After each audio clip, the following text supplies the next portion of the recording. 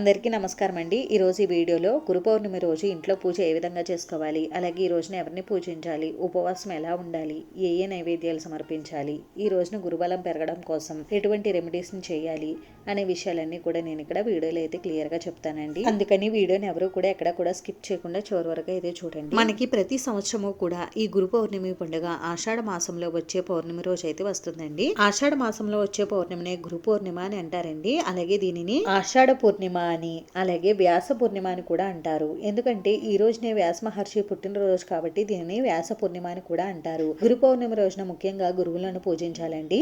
మనం గురువులను గురు బ్రహ్మ, గురు విష్ణు, గురుదేవో మహేశ్వర, గురు సాక్షాత్ పరబ్రహ్మ తస్మై శ్రీ గురవే నమః అని అంటూ ఉంటాం కదండి. అంటే గురువు బ్రహ్మ, విష్ణు, మహేశ్వరులు కలగలిసిన రూపం. ఈ రోజున గురువులను పూజించడం వలన మనం ఆ త్రిమూర్తులను పూజించినంత ఫలితం అయితే మనకు కలుగుతుందండి. ఇంకా ఈ రోజున గురువులైనటువంటి దత్తాత్రేయ స్వామి, దక్షిణామూర్తి, గురు రాఘవేంద్ర స్వామి, సాయిబాబాలను మనం పూజించాలి. మనం ఈ రోజున గురు స్వరూపాలకు సంబంధించిన ఈ గురువులను అయితే పూజించాలి. మీరు ఈ రోజున ఏ గురువుని పూజించాలి అని అనుకుంటే వారికి పూజ చేసుకోండి. అంటే దత్తాత్రేయ స్వామి వారిని కానీ, దక్షిణామూర్తిని కానీ, రాఘవేంద్ర స్వామి వారిని కానీ, సాయిబాబాని కానీ, ఇలా మీరు ఎవరికి పూజ చేసుకోవాలి అనుకుంటే వారికి పూజ చేసుకోండి. కొన్ని చోట్ల వ్యాస మహర్షికి కూడా ఈ రోజున పూజలన్నిటివి నిర్వహిస్తారు. ఇంకా ఈ 2024 సంవత్సరంలో గురు పౌర్ణమి పండుగ ఎప్పుడు వచ్చింది అని అంటే 2024 జూలై 21వ తేదీ ఆదివారం రోజు అయితే మనకి ఈ గురు పౌర్ణమి పండుగ అయితే వచ్చిందండి. అయితే ఈ సంవత్సరం పౌర్ణమి తిథి ఈ రోజున సాయంత్రం వరకే ఉంటుందండి. అందుకని మనం ఈ రోజున స్వామి వారికి పూజను ఉదయమే చేసుకోవాలి. నేను గురు పౌర్ణమి ఎప్పుడు వచ్చింది, పూజ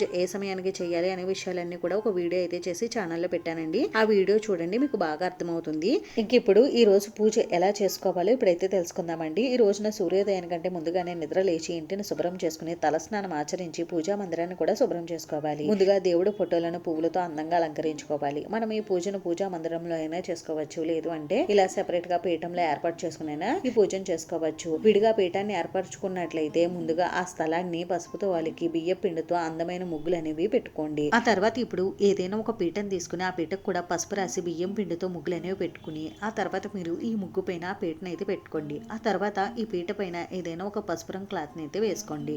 మీ దగ్గర పసుపు రంగు క్లాత్ లేకపోతే అప్పుడు మీరు ఏదైనా ఒక క్లాత్ ని అయితే వేసుకోండి. ఈ క్లాత్ కొత్తదైనా పర్వాలేదు, ఉతికిందైనా పర్వాలేదు. ఇప్పుడు ఈ క్లాత్ పైన ఒక 3 గుప్పిల వరకు బియ్యాన్ని వేసుకుని ఈ బియ్యం పైన కొద్దిగా పసుపు కుంకుమలను అయితే ఉంచుకోండి. ఆ తర్వాత మీ దగ్గర గురు స్వరూపమైనటువంటి ఏదైనా గురువు యొక్క చిత్రపటం ఉంటే ఆ చిత్రపటాన్ని తీసుకుని దానికి గంధం కుంకుమ బొట్టులతో అందంగా అలంకరించుకుని పూజలో పెట్టుకోండి. నేనైతే ఇక్కడ పూజలో దత్తాత్రేయ స్వామి వారి ఫోటోని అయితే పెట్టుకుంటున్నానండి. అలాగే ఈ రోజున తప్పకుండా స్వామి వారికి శనగల మాలను అయితే సమర్పించాలండి. ఈ శనగల మాలను ఎలా తయారు చేసుకోవాలనేది కూడా నేను వీడియో అయితే చేసి ఛానల్లో పెట్టానండి, చూడండి.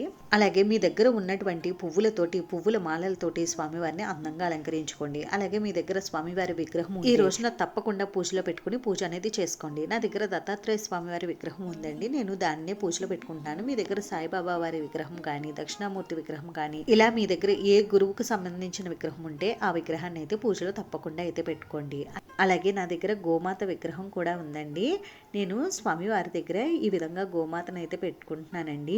గోవులో సకల దేవతలు కొలువై ఉంటారని అంటారు కదండి, అందుకని నేను గోమాతను కూడా ఇక్కడ పూజలో పెట్టుకుంటున్నానండి. అలాగే మనకి గోమాత దత్తాత్రేయ స్వామి వారి దగ్గర ఉంటుంది కాబట్టి నేను ఇలా పూజలో అయితే పెట్టుకున్నానండి. మీ దగ్గర ఆవు దూడ విగ్రహం ఉంటే పూజలో పెట్టుకోండి, లేదు అంటే స్కిప్ చేసేవచ్చు. అలాగే మనం ఏ పూజ చేసినా ముందుగా గణపతికి పూజ చేస్తాం కాబట్టి మనం గణపతిని కూడా పూజలో పెట్టుకోవాలండి. అలాగే ఈ రోజున ముఖ్యంగా స్వామివారిని పసుపు రంగు పుష్పాలతో అలంకరించి పసుపు రంగు పుష్పాలతో పూజిస్తే చాలా మంచిదండి. ఒకవేళ మీ దగ్గర పసుపు రంగు పుష్పాలు లేకపోతే అప్పుడు మీరు తెలుపు రంగు పుష్పాలతో కానీ, ఎరుపు రంగు పుష్పాలతో కానీ స్వామివారిని పూజించండి. స్వామివారిని నా దగ్గర ఉన్నటువంటి పువ్వులతో ఈ విధంగా అందంగా అయితే అలంకరించుకున్నానండి. అలాగే మనం ఈ రోజున పూజలో ఎన్ని దీపాలనైనా పెట్టుకోవచ్చండి. ఈ రోజున దీపారాధన ఆవు నెయ్యితో చేస్తే చాలా మంచిదండి. ఒకవేళ మీ దగ్గర ఆవు నెయ్యి లేకపోతే అప్పుడు నువ్వుల నూనెతో కానీ, కొబ్బరి నూనెతో కానీ చేయండి. అలాగే స్వామివారి దగ్గర నేను నిండుగా పసుపు కుంకుమలు కూడా పెట్టుకున్నానండి. మీ దగ్గర స్వామివారి పాదుకులు ఉంటే తప్పనిసరిగా పూజలో అయితే పెట్టుకోండి. నేనైతే పూజలో స్వామివారి పాదుకులను కూడా పెట్టుకుంటున్నానండి. స్వామివారి పాదుకులకి ఈ రోజు పూజ చేసుకుంటే చాలా మంచిదండి. శనగల మాలను గురువారం రోజు కానీ, లేదు అంటే ఇలా మనకి సంవత్సరానికి ఒకసారి వచ్చే ఈ గురు పౌర్ణమి రోజు కానీ, లేదు అంటే దత్త జయంతి రోజు కానీ మనం స్వామివారికి శనగల మాలను సమర్పించడం వల్ల మనకు గురుబలం అనేది పెరుగుతుందండి. మన జాతకంలో గురుబలం పెరగడం వలన ఉద్యోగం లేని వారికి ఉద్యోగ ప్రాప్తి కలుగుతుంది. అలాగే వివాహం ఆలస్యం అవుతున్న వారికి తొందరలో వివాహం అనేది కుదురుతుందండి. ఇలా ఒకటి కాదు, మనకి జాతకంలో గురుబలం బాగా ఉంటే మనకి లేనిదంటూ ఏమీ ఉండదండి. అన్నీ కూడా మనకి శుభకార్యాలే జరుగుతాయి. పిల్లలకి జ్ఞానం, బుద్ధి, చదువుల్లో ఉన్నత శిఖరాలను వారు అధిరోహించాలంటే గురు పౌర్ణమి రోజు మీ పిల్లల చేత తప్పకుండా స్వామివారికి శనగలమాలనైతే వేయించండి. అలాగే ఈ రోజున స్వామివారికి వారి చేత పూజనైతే చేయించండి. ఈ రోజు మనకి ఆదివారమే వచ్చింది కాబట్టి పిల్లలు ఇంటి దగ్గరే ఉంటారు కాబట్టి తప్పకుండా పిల్లల చేత కూడా మీరు స్వామివారికి పూజన అనేది చేయించండి. ఇక్కడ నేను గురు దత్తాత్రేయ స్వామి వారికి ఎంతో ఇష్టమైనటువంటి దీపాన్ని కూడా ఇక్కడ పెడుతున్నానండి. ఈ దీపం పెట్టడానికి ఒక తమలపాకును తీసుకుని లేదా ప్లేట్ని కానీ ఏదైనా ఒక ప్లేట్ని కానీ తమలపాకును కానీ తీసుకుని ఆ తమలపాకు కానీ ప్లేట్కి కానీ గంధం కుంకుమ బొట్లు పెట్టి ఆ తర్వాత ఏదైనా ఒక ప్రమిదను తీసుకుని దానికి కూడా గంధం కుంకుమ బొట్లు పెట్టి ఆ తర్వాత ఆ ప్రమిదలో ఆవు నెయ్యిని పోసుకుని 3 ఒత్తులను వేసుకోవాలి. ఈ ఒత్తులను 2 ఒత్తులను ఒక ఒత్తులా చేసి ఇలా 3 ఒత్తులను అయితే వేసుకోవాలండి. లేదు అంటే 3 ఒత్తులను కలిపి ఒక ఒత్తులా కూడా వేసుకోవచ్చు. ఈ ప్రత్యేకమైన దీపారాధన కోసం పసుపు రంగు ఒత్తులను ఉపయోగిస్తే చాలా మంచిదండి. అయితే పూజలో ఈ దీపం తప్పకుండా పెట్టాలా అని అంటే పెడితే చాలా మంచిదండి. దత్తాత్రేయ స్వామి వారికి ఈ దీపం అంటే చాలా ఇష్టం అండి. మీకు ఒకవేళ వీలు ఉంటే పెట్టుకోండి, లేదు అంటే స్కిప్ చేసేయండి. కానీ ఈ రోజున తప్పకుండా ఆవు నెయ్యితో దీపారాధన చేయడానికి అయితే చూడండి. ఇలా పూజకు కావలసినవన్నీ కూడా సిద్ధం చేసుకుని పెట్టుకోండి. ఇప్పుడు మనం ముందుగా దీపారాధన అయితే చేసుకోవాలండి. దీపారాధన ఏకహారతితో కానీ అగరబత్తులతో కానీ చేసుకోండి. దీపారాధన చేసుకున్న తర్వాత ఇప్పుడు ఈ దీపాల దగ్గర కొద్దిగా అక్షింతలను పువ్వులను ఉంచి దీపలక్ష్మికి నమస్కారం అయితే చేసుకోవాలి. ఇప్పుడు ముందుగా ఆచమనం చేసుకుని సంకల్పం చెప్పుకుని ఆ తర్వాత పంచపాత్రలో ఉన్న నీటిని పూజా ద్రవ్యముల పైన, పూజా పీఠ పైన, అలాగే మన పైన కూడా చిలకరించుకోవాలి. సుగంధభరితమైన సువాసనలు ఎక్కడైతే వెదజల్లుతూ ఉంటాయో అక్కడ దేవతలు ఆకర్షింపబడతారని అంటారండి. సువాసన భరితమైన పూజ కోసం కొద్దిగా జవ్వాది పౌడర్ ని తీసుకుని ఆ జవ్వాది పౌడర్ ని పూజా పీఠ పైన అలాగే దీపారాధన జరుగుతున్న ఆయిల్ లోని కొద్దిగా అయితే వేసుకోవాలండి. ఇప్పుడు ముందుగా ఆచమనం చేసుకుని ఆ తర్వాత పంచపాత్రలో ఉన్న నీటిని మనం పుష్పముతో కలుపుతూ కలస మంత్రాన్ని చెప్పుకుని ఆ నీటిని పూజా పీఠ పైన అలాగే పూజా ద్రవ్యముల పైన మన పైన చిలకరించుకోవాలి. ఇప్పుడు ముందుగా మనం గణపతికి పూజను నిర్వహించుకోవాలి. 2 అక్షింతలను పుష్పాలను తీసుకుని స్వామివారి పాదాల దగ్గర ఉంచి స్వామివారికి ఆహ్వానం పలకాలి.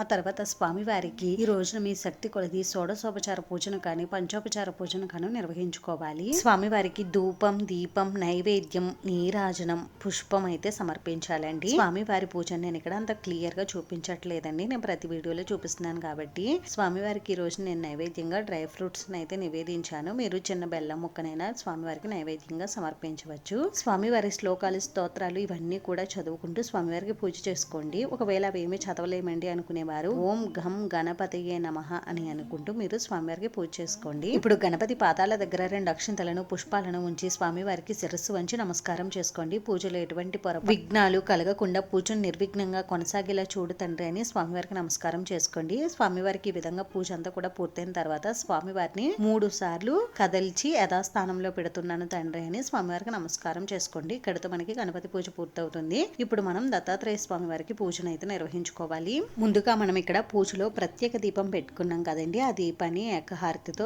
వెలిగించుకోవాలి. ఆ తర్వాత ఈ దీపలక్ష్మి దగ్గర కొద్దిగా పసుపు, కుంకుమ, గంధం, అక్షింతలు, పువ్వులు సమర్పించి నమస్కారం చేసుకోవాలి. ఆ తర్వాత 2 అక్షింతలను పుష్పాలను తీసుకుని స్వామివారి పాదాల దగ్గర ఉంచి స్వామివారికి ఆహ్వానం అయితే పలకాలి. ఈ రోజున స్వామివారికి షోడశోపచార పూజను చేసుకుంటే చాలా మంచి ఫలితాలు అయితే కలుగుతాయండి. ఒకవేళ మీరు స్వామివారికి షోడశోపచార పూజను నిర్వహించలేకపోతే పంచోపచార పూజనే చేసుకోండి. షోడశోపచార పూజ అంటే 16 ఉపచారాలతో స్వామివారిని పూజించాలండి. పంచోపచార పూజ అంటే 5 ఉపచారాలతో స్వామివారిని పూజించాలి. అంటే ధూపం, దీపం, నైవేద్యం, దీపం, పుష్పం వీటిని స్వామివారికి సమర్పించాలి. ఈ రోజున స్వామివారికి పంచామృతాలతో కానీ లేదు అంటే ఆవు పాలతో కానీ అభిషేకం చేస్తే చాలా మంచిదండి. లేదు అంటే పసుపు కలిపిన జలంతో స్వామివారికి అభిషేకం చేసినా కూడా మంచి ఫలితాలు కలుగుతాయి. ఈ రోజున స్వామివారికి అభిషేకం చేయాలి అని అనుకుంటే ముందుగానే స్వామివారికి అభిషేకం చేసి తర్వాత స్వామివారికి పూజ అనేది చేసుకోవాలండి. ఇంకా స్వామివారి శ్లోకాలు, స్తోత్రాలు ఇవన్నీ కూడా చదువుకుంటూ స్వామివారిని పసుపు రంగు పుష్పాలతో కానీ తెలుపు రంగు పుష్పాలతో కానీ పూజించాలండి. ఒకవేళ మీ దగ్గర పుష్పాలు ఎక్కువ లేకపోతే అప్పుడు మీరు అక్షింతలతోటి, పసుపు రంగు అక్షింతలతోటి స్వామివారిని పూజించాలి. తులసి దళాలతో కూడా స్వామివారిని పూజించవచ్చండి. ఇంకా మాకు స్వామివారి స్తోత్రాలు, శ్లోకాలు ఇవేమీ కూడా రావండి అని అనుకునేవారు ఓం ద్రాం దత్తాత్రేయాయ నమః అని అనుకుంటూ మీరు పూజనైతే చేసుకోండి. ఈ రోజున మీరు ఏ గురువుకి పూజ చేసుకుంటే వారి నామాలను అయితే చదువుకుని మీరు పూజనైతే చేసుకోవచ్చండి. అంటే దత్తాత్రేయ స్వామి వారు కానీ, దక్షిణామూర్తి కానీ, సాయిబాబా సాయిబాబా కానీ ఇలా మనం ఎవరికి పూజ చేసుకుంటే వారి నామాలను వారి శ్లోకాలను చదువుకుంటూ మీరు పూజనైతే చేసుకోండి. ఇంకా మనం పూజలో స్వామివారి ఫోటో అలాగే స్వామివారి పాదుకలు అలాగే గోమాతను పెట్టుకున్నాం కాబట్టి వీరికి కూడా మీరు పసుపు కుంకుమ గంధం అక్షింతలు పువ్వులు అయితే సమర్పించండి.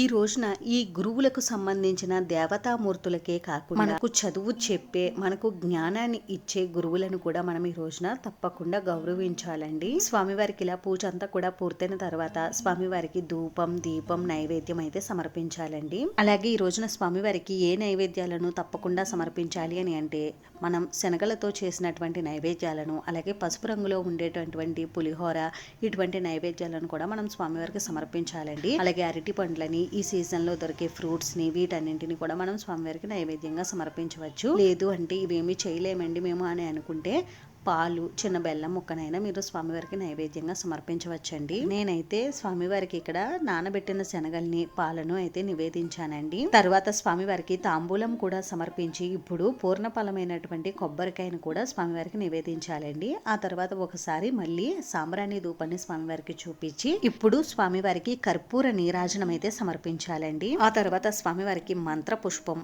ఆత్మ ప్రదక్షిణ నమస్కారాలన్నీ కూడా సమర్పించి ఇప్పుడు స్వామివారి పాదాల దగ్గర 2 పుష్పాలను అక్షింతలను ఉంచి స్వామివారి పాదాలకు నమస్కారం అయితే చేసుకోవాలండి. శిరస్సు వంచి నమస్కారం చేసుకోవాలి. పూజలో నేను తెలియక కానీ తెలుసు కానీ ఏవైనా తప్పులు చేసుకుంటే నన్ను క్షమించు తండ్రి అని స్వామివారికి నమస్కారం చేసుకోవాలి. అయితే ఇప్పుడు ఈ పూజను ఉదయం నిర్వహించుకోవాలా సాయంత్రం నిర్వహించుకోవాలా అని అంటే ఈ రోజు మనకి పౌర్ణమి తిథి సాయంత్రం 4:15 వరకే ఉందండి. అందుకని తప్పకుండా అందరూ కూడా ఈ పూజను ఉదయం వేళల్లోనే నిర్వహించుకోండి. ఒకవేళ మీకు ఉదయం వేళల్లో పూజ చేసుకోవడం కుదరకపోతే అప్పుడు సాయంత్రం 4 గంటల లోపే మీరు ఈ పూజను అయితే నిర్వహించుకోవాలండి. ఇంకా పూజ పూర్తయిన తర్వాత ఈ పీఠాన్ని ఎప్పుడు కదపాలి వీటిని ఏం చేయాలి అని అంటే మనం 4 గంటల లోపే పూజను పూర్తి చేసుకుంటాం కాబట్టి దీపాలు కొండెక్కిన తర్వాత మీరు పీఠం కదిపేసుకోవచ్చండి. లేదు ఈ రోజంతా కూడా మేము అలాగే పీఠం ఉంచేసుకుంటామని అనుకుంటే సోమవారం రోజు ఉదయం మీరు పీఠాన్ని అయితే కదిపేయవచ్చండి. స్వామివారికి సోమవారం ఉదయం కూడా పూజ చేసుకుని అప్పుడే మీరు పీఠం అయితే కదపాల్సి ఉంటుందండి. ఇక్కడ మనం